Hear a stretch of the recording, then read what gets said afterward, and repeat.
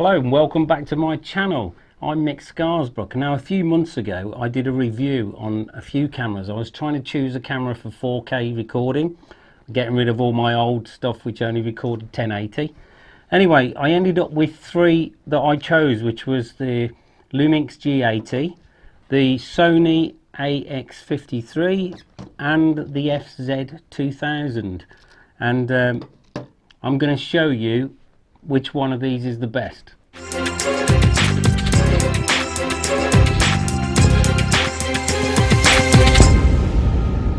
It is a really difficult choice to choose between these three cameras, because these three cameras have all got different things which I like about them. I'm going to start with the Sony. The Sony, one thing that is amazing about this camera is it's actually you don't need to use an external microphone for vlogging, so it's a great vlogging camera. So you can turn it on, turn the screen round so you can see yourself, and you can start talking and walking. And because the stabilization has got the BOS system in it, which has got the little lens that is on a gimbal, absolutely incredible.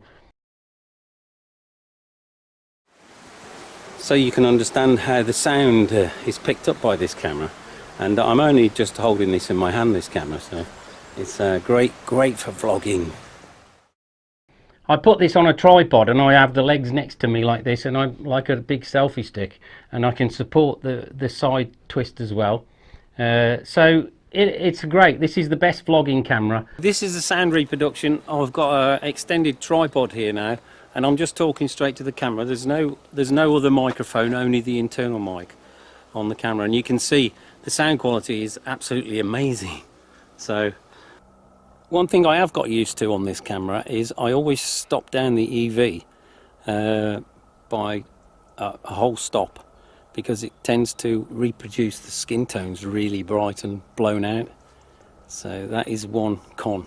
So that's a superb camera, and you can go anywhere with this. Just walk into a shop, just switch it on, start recording, and you know that because it's on auto and it hasn't got that many manual overrides, that if you've set it right from the beginning, you can record anywhere and no one even knows you're recording. You don't remember? No, a long time. All your life? No, not all my life. No, about 7 or 8 years. It's great, and the picture quality is excellent. It records at 100 megabytes a second. It's got other features which I don't use. It's got the slow motion feature as well, and it does take pretty good pictures. I mean, it's got 16.6 megapixel written on it, and it is pretty good at taking photographs. So it's a cracking camera. The battery don't last very long, but I've bought a bigger battery, so no problem. Superb, great camera. So the Lumix cameras are pretty good with their microphones.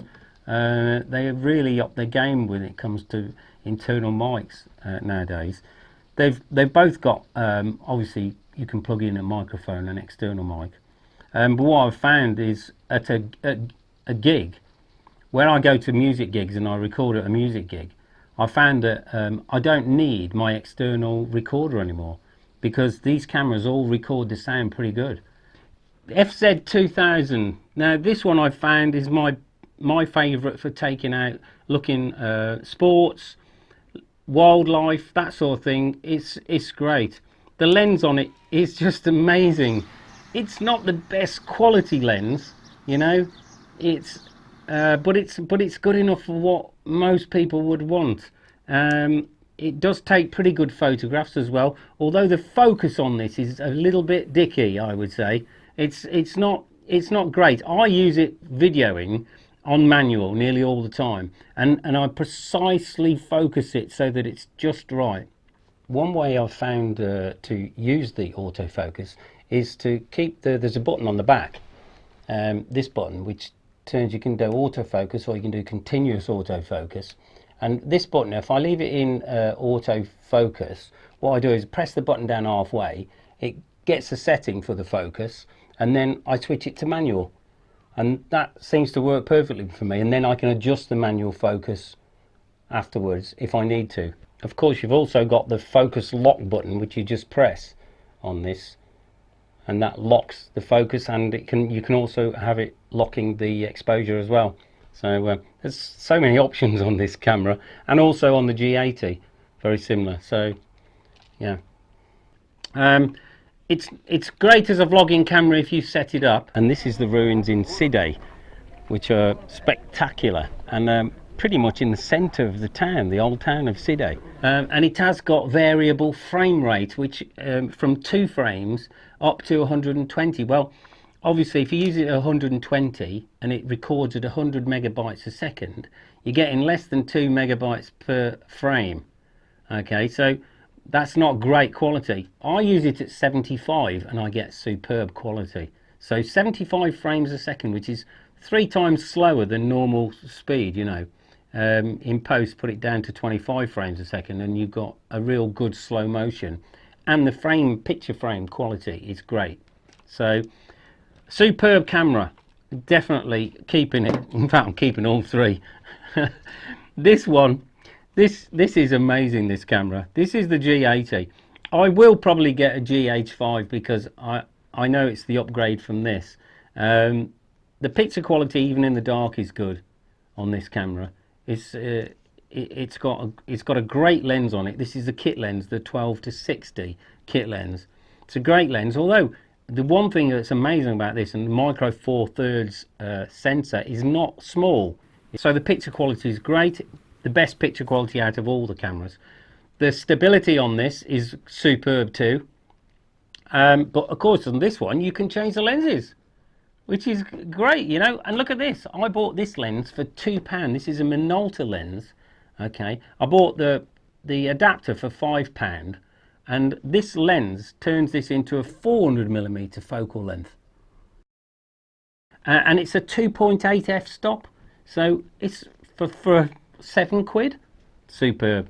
And I bought a little Canon with an adapter, this little Canon f1.4 50mm prime lens, and I mean that's a lot of glass, and it's really good quality as well. Obviously if you use these lenses on, this 50 turns this into a 100mm focal length, and that was £60.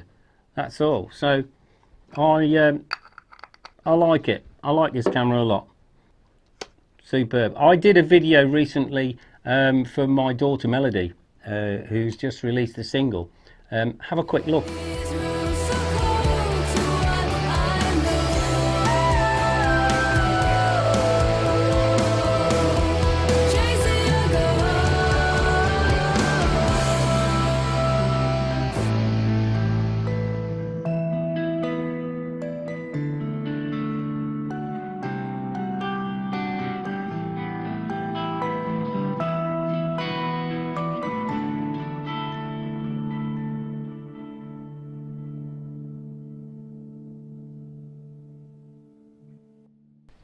Couple of things I have found out about these cameras, especially the FZ2000, is it doesn't like having UV filters on, or any other filters for that matter. I've tried several filters, some of them quite expensive ones, and it sort of upsets the focus on it, and the picture quality deteriorates. So it's better without them. Using them without, I've had absolutely crisp video quality. Another thing I like about these 2 cameras, the Lumix cameras, is you can adjust the highlights and shadow, and it will stay in your camera, and it remembers that you've had it like that. So if your shadows are a bit too dark, I often get a shadow underneath my hat in bright sunlight, and I can actually raise that up slightly rather than doing it in post, and I can drop down the highlights as well, which makes it great, because I do a lot of filming in Turkey where it's really bright sunlight. And of course another thing that both these cameras have got is the touch screen focus. So you can touch the screen on a particular point and it will focus, and then while you're holding the camera you can touch another part of the screen and it will focus on that point. That's great as well.